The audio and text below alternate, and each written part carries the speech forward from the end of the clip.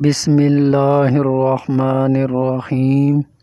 شروع کرتا ہوں اللہ تعالیٰ کے نام سے جو بڑا مہربان نہایت رحم والا ہے۔ نبی کریم صلی اللہ علیہ وسلم نے ارشاد فرمایا، اپنی اولاد کو 7 سال کی عمر میں نماز سکھاؤ، اور جب وہ 10 سال کے ہو جائے تو نماز کے لیے ان پر سختی کرو اور ان کے بستر الگ کر دو۔ جملہ بہت چھوٹا ہے پر اس کی طاقت بہت زیادہ ہے۔ اللہ کی طرف آ جاؤ اس سے پہلے کہ اللہ تمہیں اپنی طرف بلا لے۔ میں اداس ہو سکتا ہوں، دکھی ہو سکتا ہوں، رنجیدہ ہو سکتا ہوں، مگر مایوس کبھی نہیں ہو سکتا، کیونکہ میرے رب کی رحمتوں کی کوئی حد نہیں۔ جس کتاب کی شروعات ہی الحمدللہ سے ہو، اس پر ایمان لانے والا کیسے ناشکرا ہو سکتا ہے بھلا؟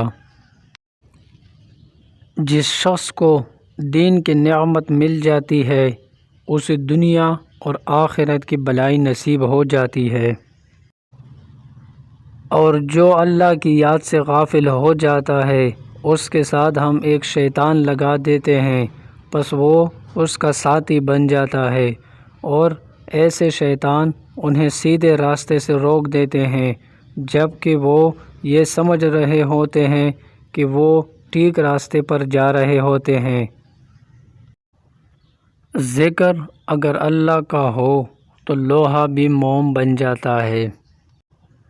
اچھے لوگوں کا امتحان اللہ بہت لیتا ہے پر ساتھ کبھی نہیں چھوڑتا، اور برے لوگوں کو اللہ سب کچھ دیتا ہے پر ساتھ نہیں دیتا۔ بے شمار احسان ہے تیرے بندوں پر کھول کر جب سورہ رحمان دیکھتا ہوں۔ خدا بھول چکا، زندگی آزمائش بن گئی، دعائیں قبول نہیں ہوتی۔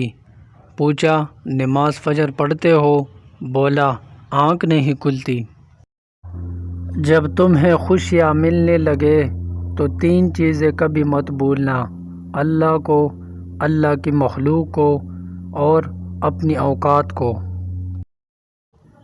سر اٹھا کر بھی دعا مانگنا جائز ہے، مگر سجدہ کر لیجئے، تاثیر بدل جائے گی۔